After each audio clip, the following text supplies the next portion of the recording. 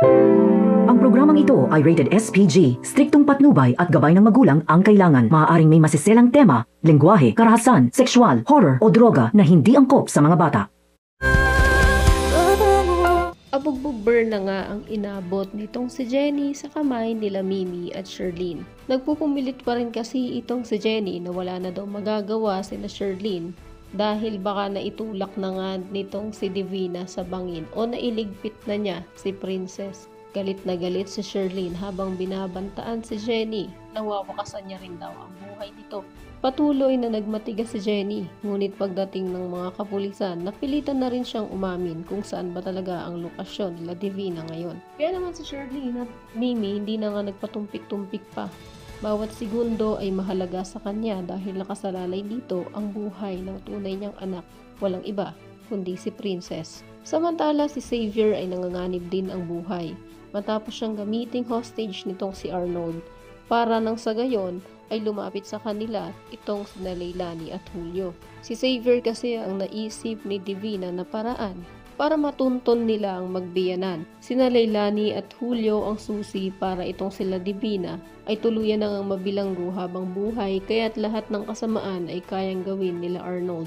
Manatili lang sikreto ang kanilang mga lihim. Pagbabanta nga ni Arnold kay Leilani na hindi na daw niya makikita ang anak niya kung hindi ito susunod sa mga kagustuhan niya. Si Leilani bilang isang ina, kayang gawin ang lahat para sa kanyang anak na si Xavier. Ngunit itong si Julio bagaman mahal na mahal niya si Xavier, hindi nagpadaig sa kanyang emosyon.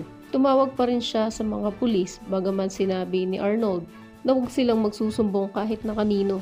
Naninigurado si Don Julio. Alam niya kung gaano katuso ang kanilang mga kalaban. Kaya naman sa oras ng pagkikita nila, bago pa manligpitin nitong si Arnold, si Leilani at Julio ay mauunahan na silang mapuputukan itong mga pulis. Ligtas si Xavier pati na rin ang magbiyanan na sina Julio at Leilani.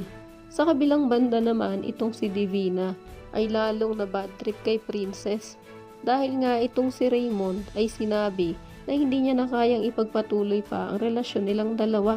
Simulat sa pool naman kasi aminado si Raymond na si Sherlyn pa rin ang mahal niya. Nabulagan lang siya at nabilog ni Divina dahil sa mga pagsisinungaling nito. Kaya ang kaawa-awa nating bida ang napagbuntungan nitong impaktita. Pinuntahan niya si Princess sa kwarto nito at sinabi na gusto niya daw lumabas, magpahangin at makapag-hartok-hartok at sama ang kanyang anak na si Princess. Ngunit yun na pala ang nakita niyang pagkakataon para isagawa ang maitim niyang balak. Dinala niya si Princess sa isang madilim at tahimik na lugar. Na sa sobrang tahimik daw ay kahit na magsumigaw si Princess ay walang makakarinig sa kanya. Napakunot noo si Princess, hindi maintindihan kung bakit ganon ang mga tinuturan ni Divina. Si Divina naman palihim na inilalagay na ang kanyang kamay sa likuran ni Princess at tinahanda ang sarili sa pagtulak dito. Ngunit bago pa man niya maisagawa ang kanyang masamang balak, biglang dumating sina Sherlyn, Mimi at mga pulis. Sa huli, bigo si Divina sa kanyang maitim na balak.